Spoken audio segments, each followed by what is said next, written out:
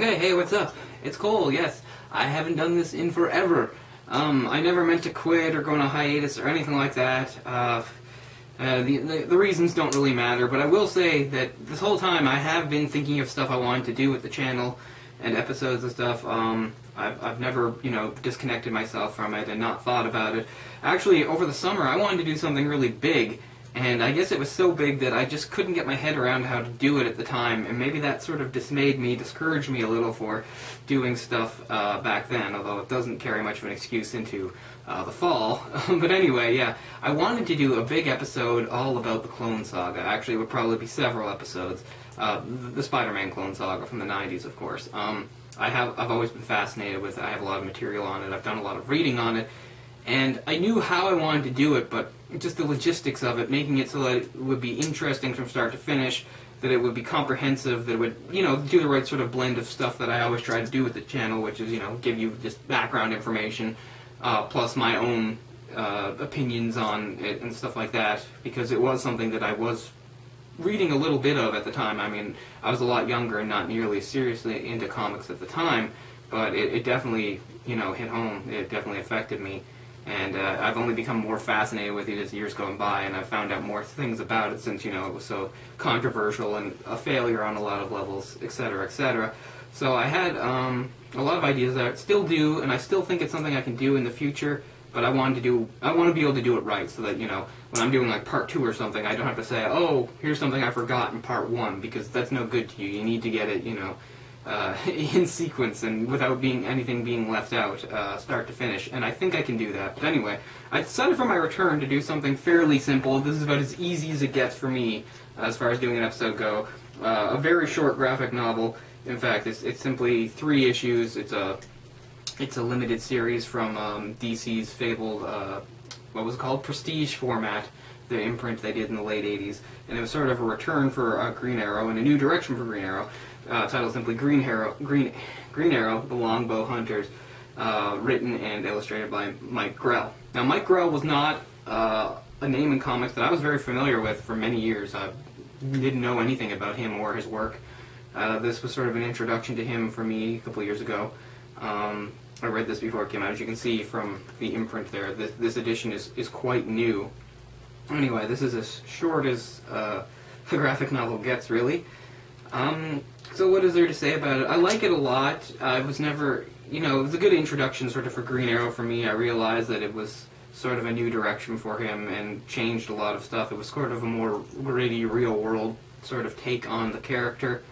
Green Arrow had been around, of course, in one fashion or another since I think the early 40s, 1941 perhaps.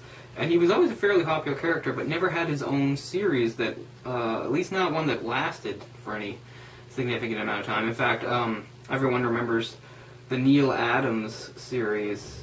It's not just Neil Adams, geez, what's the other name in there? Illustrated by Neil Adams, written by, I'm going to kick myself for not being able to come up with the name on that because he's so well known. But anyway, I'm sure you know the short-lived title in the 70s featuring Green Arrow and Green Lantern sort of teamed up together. That won all sorts of acclaim for being sort of, I don't know, I guess just a very well done comic, really. We'll put it that in general. I guess it had some ahead of its ideas time. I remember it tackled social issues and things like that. Anyway, it was a very big deal at the time, but even that did not actually last very long.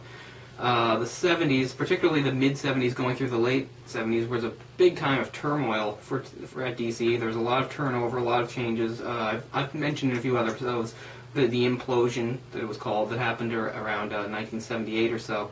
So, which kind of led into the 80s and a whole bunch of new things being tried.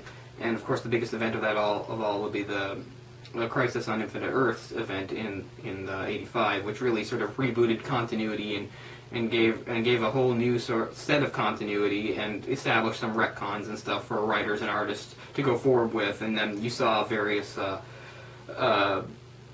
attempts to do that with heroes like Batman, like Superman. Superman, of course, had John Byrne's Man of Steel series, even Wonder Woman, I think, and there were others too. This Green Arrow doesn't have a lot to do with that, but timeline-wise, it fit in well. This launched in 1987. Now, Grell had been around for some time. He was a great talent. He wasn't just an artist. He could write too, and he often put both to use. and he did various work for DC in the 70s.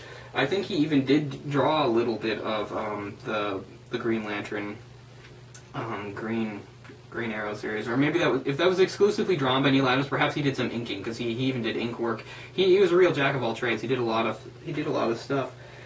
But anyway, so he broke away from DC after, well, he had his own series. It wasn't a series, I'm not exactly sure what it was, but it was something called The Warlord that was quite popular for DC. He created it by himself, and unfortunately it was canceled prematurely. I don't know what this was based on, because apparently it was popular and sold well. Anyway, I don't know if this discouraged him or what, but he would leave DC in the 80s and try different things, and he would work for the now defunct, what do they call it? I better check here, just make sure. Oh, it's First Comics, which worked sort of as a precursor to something like Image would come along, in that it had some creator-owned properties, and what he created was a very popular character called John Sable in a title called John Sable Freelance, and another precursor thing, remember, is the mid-80s. It was sort of a Dark Age type of character.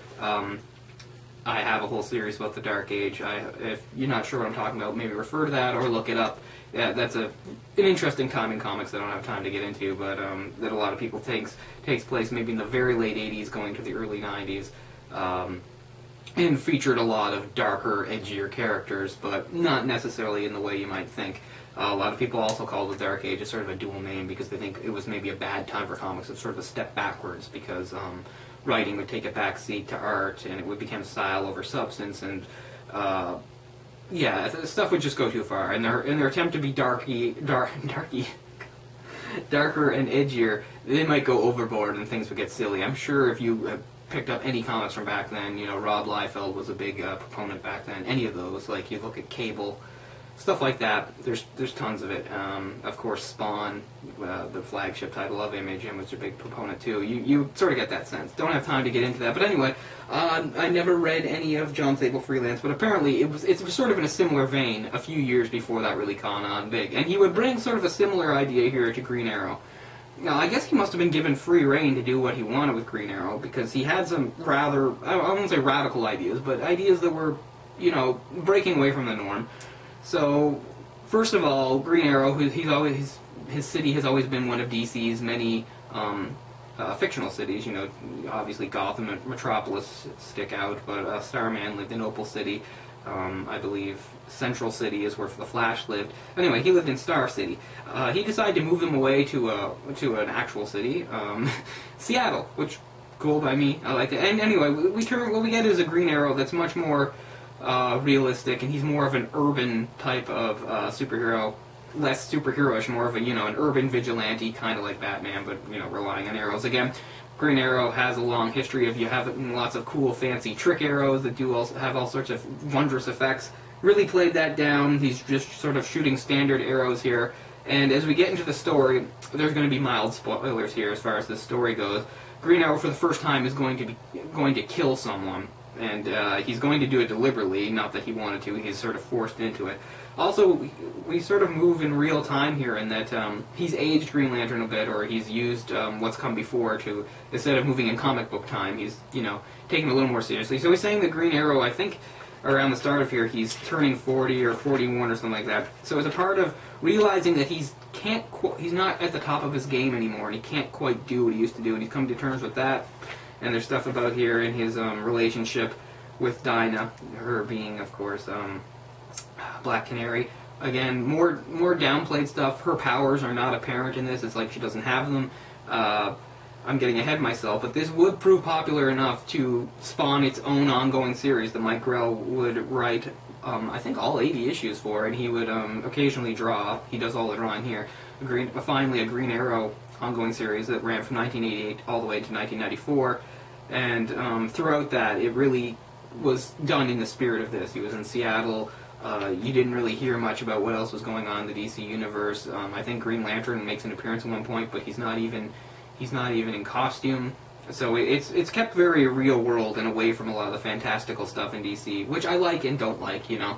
One of the reasons I wanted to do this, not just because it was easy, was also because there's now, I'm sure you've heard of, a show called Arrow that kind of is like this in a lot of ways, in that we've got Oliver Queen, Green Arrow, except he's in a new city, Starling City, obviously based on Star City, and there's this whole stuff with his father. I mean, they change a lot, but I just mean the tone is very similar in that they're trying to make him a street-level vigilante dealing with more everyday, not everyday, but less fantastical things. And right here off the bat, first we just have him, the first thing he's designed to do here is go after a serial killer, and that ties into something else too, a whole plot involving World War II veterans that had gotten mixed up with the Yakuza, and this introduces a new ongoing character that we've seen a lot. The Japanese archer Shadow, there's a good shot of her, who is driven to avenge her father, because her father was disgraced by these World War II vets many years ago. She was raised simply for this mission, and she at first proves herself to be a superior archer, which I think is another thing that's interesting too about it. That shows Green Arrow being a little more human, because he after seeing one of the shots she makes, he reflects that he doubts he could have actually made that shot. There's a whole kind of archery that the Japanese have that she is trained in. I cannot think of what it's called, but I will look it up and stick it there, because obviously Mike Grell did a little bit of research on that, and it comes across very well. Plus, she's got a really cool Yakuza-style tattoo, which, again, has its roots in the real world. It's very real-world stuff here. There's a part of the plot tie-in sort of mirrors the Iran-Contra scandal that happened, I think, only a few months before this came out, so obviously he was influenced by that. So yeah, we got, corrupt businessmen and cover-ups, and also, even though he's not that important, the catalyst for all this, the first serial killer was actually a Vietnam vet who had sort of gone crazy there and didn't know what else to do, and now he was just killing people because that's all he could do. Anyway, what happens, not going to summarize or anything like that, but Dinah, again, Black Canary, she gets involved and she's captured, and she's actually being tortured, and that is what forces him to take a lethal shot at one of her captors or torturers, and it really sets him down a path that I guess would be followed in the rest of the series that would spin off from this. I guess he would kill a bit more after that. He didn't become something like the Punisher, but he did become a hero or a crime fighter that killed when he thought it was necessary. Again, he doesn't have fancy trick arrows. He's basically using arrows that, that can be very lethal. So, I really dig the art, and I like the storytelling. A lot of busy panels, but that doesn't bother me. There's always a right way and a wrong way to do it. You never want to overload the page with panels, and there might be a few pages where it looks like that, but, it's easier done, I think. It comes across better, I think, when you have the writer and artist are the same person. They can get away with it better. No, I'm not saying it's never been done. I'm sure you can find lots of good examples of a writer and artist working together and creating a story that uses a lot of panels. I'm just saying I think it might be a little more seamless, because Mike Grell, as he's doing this, he doesn't have to tell anybody else. He's drawing it the way he's writing it. I'm explaining that horribly. I don't know much about the series after this point, but again, it must have sold well. It helped get Green Arrow back out there and get him into the main DC universe, even though it sort of kept him away from a lot of the events. I don't have a lot critical to say or anything like that, but I just thought it was a good thing to get back into, and I do like the direction. And I was reminded again because of the television show, which I think borrows from this somewhat. I think Shadow even makes an appearance on that show. I'm not sure. I've seen a bit of it, but I've seen episodes out of order. If you want to know how I feel about it, I like a lot of it. My problem is every time the scene shifts to somebody else, I lose interest. I don't like his supporting cast. I don't really care about what's going on with those characters. But anyway, that's the television show, not this. So there's a lot of good stuff going on here. It's very simple, and there's nothing wrong with that, because, especially if this is supposed to be the beginning of something, that works too. Although, at the time, I don't think they had envisioned an ongoing series. It was just a standalone 3-issue miniseries, but it did quite well. It was nominated for an award, didn't win, but still. And, I don't like to always heap praise on things just for being gritty and violent and stuff. See, here we have one of the men torturing Dinah just before, and of course people are being killed, and I keep saying Green Lantern, Green Arrow even does wind up killing someone. Man, I'm tripping over my own words here. which I guess isn't too terrible, but, you know, when I haven't done this in so long, I'm always worried that I'm going to play this back and all I'm doing is going, and I really don't want to do that, but bear with me a bit because I'm quite out of practice, and I don't think I have the patience to do multiple takes this time because I really want to get back into this, so if this one's a little shoddy, please forgive me. But I didn't want to just use it as a vehicle for that. This is a legitimately good comic that I recommend for a lot of reasons, whether you're into DC or you just have never really seen Green Arrow on his own. It's a great starting point. I've heard very good things about the series. Now, does it maintain this sort of quality throughout 80 issues in, you know, 8 or 9 years? I don't know, but I've looked at some of the individual issues and thought about buying them. Oh, let's see. Maybe this says how to do the.